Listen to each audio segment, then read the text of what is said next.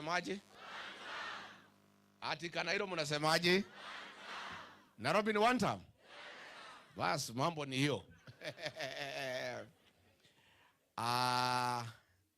Ado itomuriega. Ketwa betu walie na bururiki, ndagika cigana ona. Coke twarie cia muci. Tondu cia muci tike. Nejo mukire cia muci. Kone ciiki tungiarije Nairobi. No mukite wa Munyoro ni cia mo.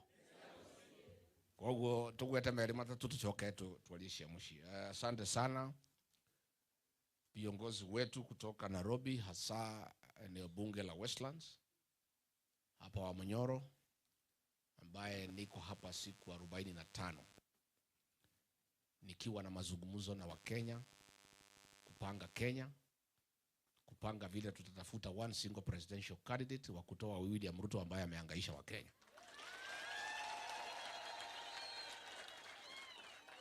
Pia tukipangana mambo ya chama chetu, tukipangana vile tutafanya kazi na Wakenya wengine. Na hasa kazi kubwa inafanyika hapa ni kupanga vile hii Kasongo ataenda nyumbani. Mkiona mimi niko hapa ni kazi ya Kasongo ninapanga.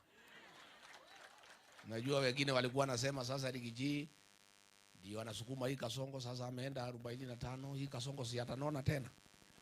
Nasema hapana, sasa ndio tunampangia. Kwa hivyo ile kazi yote iko hapa. Mnaniona niko na watu usiku na mchana. Ni kazi ya vile tutafukuza Kasongo aende nyumbani. Because he is bad for the country. Hasa Nairobi watu wameumia. Unajua huyu Kasongo nilipokubali kumuunga yeye mkono, tulikubaliana ya kwamba serikali ambayo tutaunda, mambo ya ubomoaji haitafanyika kwa serikali yake. Mambo ya kuondoa watu pahali wanakaa haitafanyika. Alipoingia ofisi akapinduka, akageuka. Akatuma watu huko Kariobangi, wapi, Ruai, kila pahali. Akalete matrakta, akaanza kubomolea watu. Akashikana na hii kijana anaitwa Sakaja. Wakashikana kuhangaisha wafanyabiashara Nairobi. Alikuwa anataka kufukuza watu huko Marigiti Market. Mimi mwenyewe siku wamenifukuza, ile shitaka moja niliwekewa pale kwa bunge ni kwamba nilipuuza agizo la Kasongo kufukuza watu Marigiti Market. Ile shitaka ingine ilifanya nifukuzwe, nilikataa ubomoaji ya manyumba ya watu jijini Nairobi. Yeye wakishikana na Sakaja wamehangaisha biashara ya matatu. Tunapoongea saa hii mtoto wa Ruto ameingilia biashara ya matatu. Ameanza kuchukua ile mashimo yote, anataka kuchukua. Huyu William Ruto anasema akichukua serikali atapiga matatu marufuku. Hiyo biashara achukue na watoto wake. Kama kuna watu wako hatarini, huyu William Ruto akirudi ni watu ya jiji ya Nairobi. Na ndio lazima tufanye juu chini. William Ruto na Johnson Sakaja wote waende nyumbani.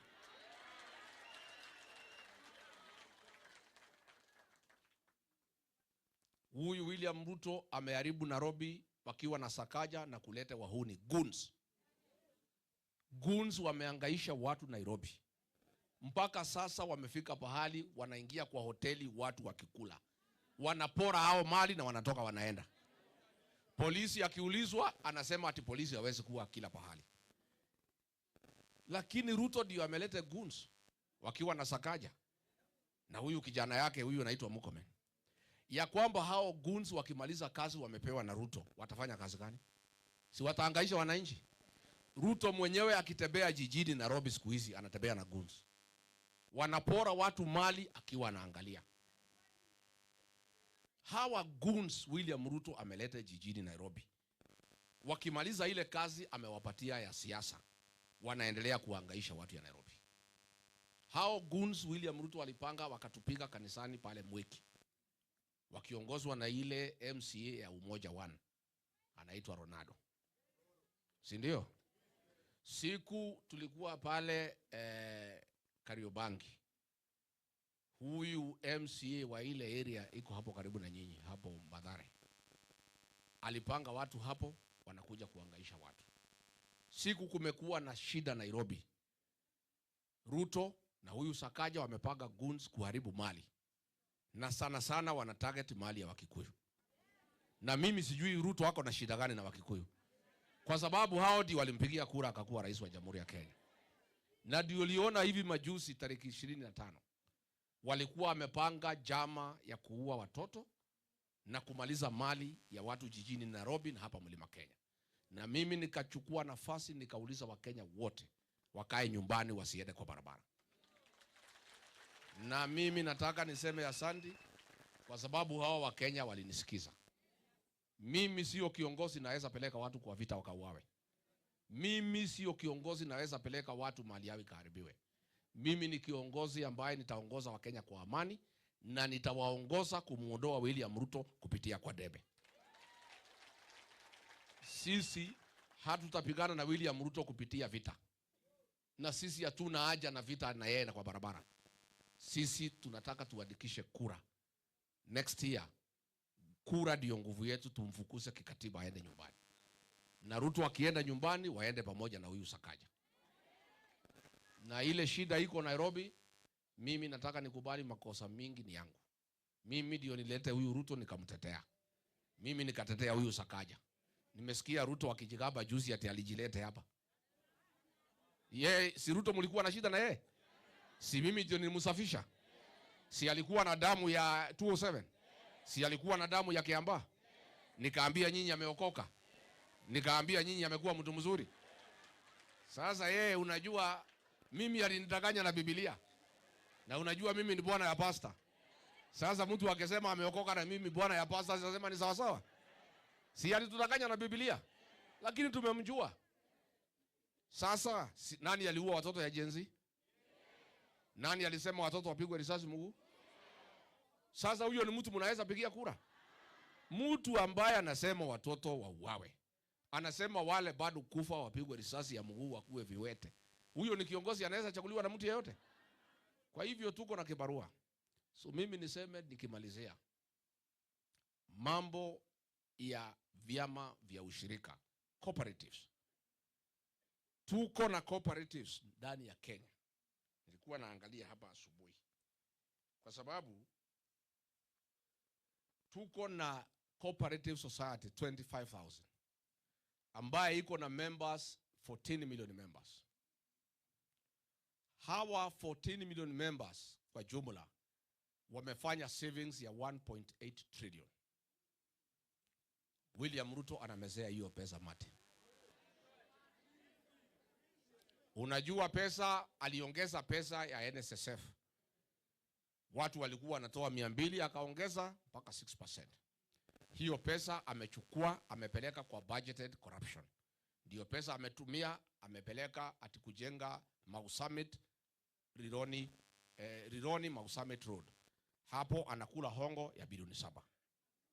Hiyo pesa amechukua ingine kununua Kenya Pipeline. Hapo amekula hongo karibu ya 30 billion. Sasa amekula pesa yote ya Kenya imeisha. Sasa ile pesa anapangia ni 1.8 trillion savings ya wafanyikazi cooperative societies.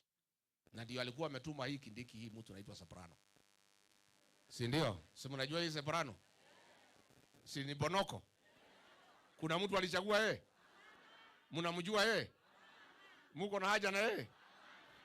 Sasa alituma hii Bonoko to test the waters. Ati hii pesa ya SACCOS wacha tuweke iende kwa infrastructure sijui nini. That is budgeted corruption. Mimi nataka kuambia wafanyikazi wa Kenya, William Ruto tayari has raided your payslip. Amehangaisha wafanyikazi. Ametoa pesa amepeleka NSSF anaibia huko. Amechukua ingine amepeleka housing anaibia huko. Sasa ile savings kidogo, the little savings Kenyan workers wameweka, the savings kidogo wakulima wameweka, anaipangia vile ataiba, aseme ati naenda kwa barabara. Mimi niambie wafanyikazi wa Kenya wajiandikishe kupiga kura, tufukuze hii mtu next year, because tusipomfukuza watakuwa kwa shida. I want to tell all members of SACCOs in Kenya to resist. We cannot allow William Ruto to touch the savings of Kenyan workers and farmers. Those savings must be protected, and I will lead from the front. We will not allow him. Na mimi nataka kuambia huyu waziri wa cooperatives anaitwa Oparanya, mtu ya broad based. Wachana na pesa ya savings ya wafanyikazi. Wewe William Ruto, wachana na pesa ya wafanyikazi. Kwani unataka pesa ngapi? Pesa yote umechukua. Ya SHA umeiba. Ya masomo umechukua. Mshahara ya wafanyikazi umechukua. Sasa ile savings kidogo ya civil servants, ya walimu, ya people in the private sector, wale wako na SACCOs yao, wameweka savings ya kujisaidia huko mbele, kununua nyumba, kununua shamba, kusomesha watoto. You are targeting the savings of the people of Kenya. We will not allow you. Number 2, new KCC. Ilikuwa imemalizwa na Moi. KCC ambayo imesaidia wakulima ya maziwa for all the years. Moi alimaliza. When Kibaki took over in 2002, he revived KCC as new KCC. Akachukua the late Eliud Matu Wamai, ikasimama. As we speak, wakulima wamenipigia kutoka Eldoret. Wakale jinsi wa Ruto waniambia, please tusaidie Ruto asichukue hii new KCC. Wakale wenyewe, kwa sababu ndio tegemeo lao. Huyu Ruto, Sudi and Murkomen wamepanga kuiba new KCC. Na ndio nasikia huyu kijana Ruto akisema ati inciting people. I want to tell you wewe kijana ya Ruto, I'm telling people the truth. Hiyo truth ndio mnaita incitement. There is nothing you can do to me. I'll continue telling the people of Kenya the truth. Ile ulikuwa umepanga kuua Wakikuyu hapa, nikaambia Wakenya. Sasa ile mnataka kuiba new KCC, nitaambia Wakenya. Ile mnataka kuiba savings ya SACCO, nitawaambia Wakenya. Na Wakenya wanasimama na mimi. Na hakuna pahali mtanipeleka. Lazima tuambie Wakenya ukweli. We cannot allow William Ruto and his tribesmen to finish whatever little that is remaining in this country, the savings of the Kenyan workers through the SACCOs. Hiyo new KCC Ruto wachana naye. Wewe tenda tengeneza kampuni yako ya maziwa. Uko na mashamba kubwa, ile umeiba, weka factory huko yako ununue maziwa. Wachana na new KCC, hiyo ni factoria ya wakulima wadogo. Nikimalizia, mimi niseme, and I want to say mchana, nimeambia hii watu ya Mlima Kenya, Ruto has targeted them for economic destruction. Na aliniambia na mdomo yake ya kwamba hawezi kubali jamii ikuwe kubwa na ikuwe na mali. Lazima uhakikishe hawana mali. Hii vita yote imeelekezwa wafanyabiashara Mlimani, ni njia ya kumaliza wafanyabiashara Mlimani. Ametarget mashamba ya watu ya Mlima. Hata sasa wale marafiki wake wa Mlima ameanza kukula hawa. Iko mama moja anaitwa Mere Mungai, Maria. Alikopa pesa akapatia Ruto ya kufanya kampeni. Na mimi nilikuwa hapo. Mama tu mdogo mfupi, lakini very aggressive. Anaitwa Maria.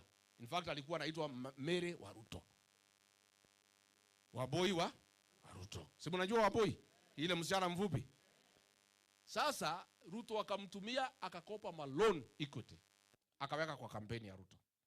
Akifikiria Ruto akipita atamsaidia afanye biashara, atengeneze mambo yake. Akajenga hoteli kubwa inaitwa Gili. Iko na deni karibu ya bilioni sijui gapi. Sasa Ruto amepanga kununua hiyo hoteli amalize huyu Wamboi. Na shida ya Wamboi, not anything else, ni Mkikuyu.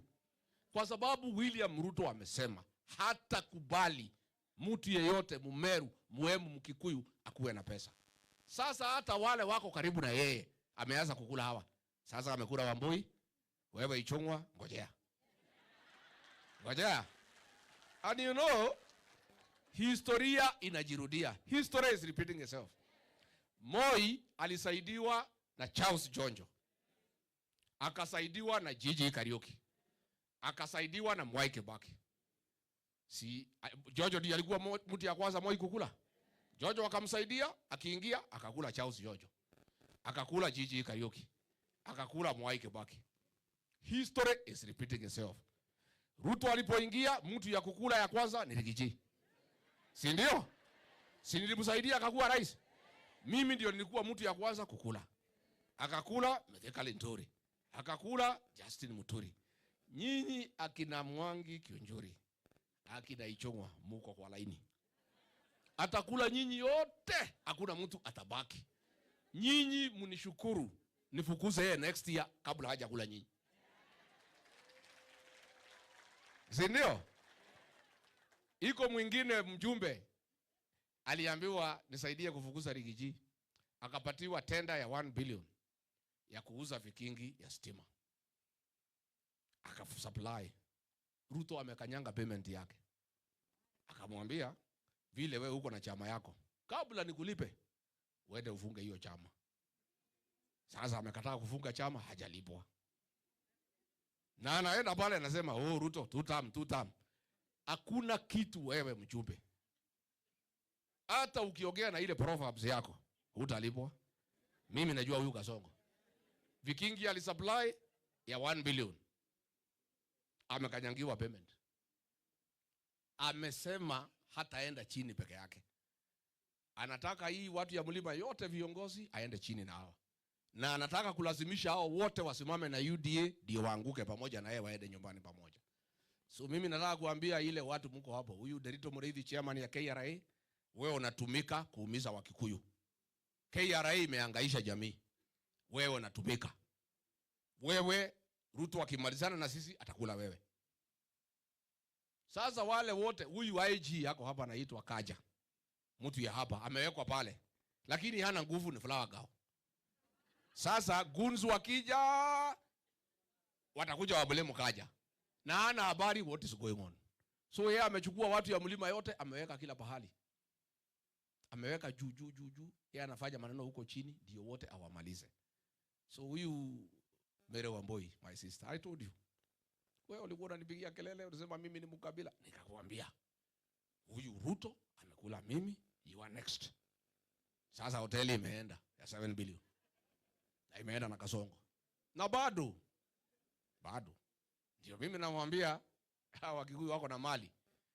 Mtafuta hii mali tusaidiane tufukuza hii mtu. Mashamba Kiambu ameanza kuchukua. Shamba ya the late Arthur Magogo amenyang'anya mjane wake. Pale Kasarini shamba ya Mbogwa 240 acres anamezea mate.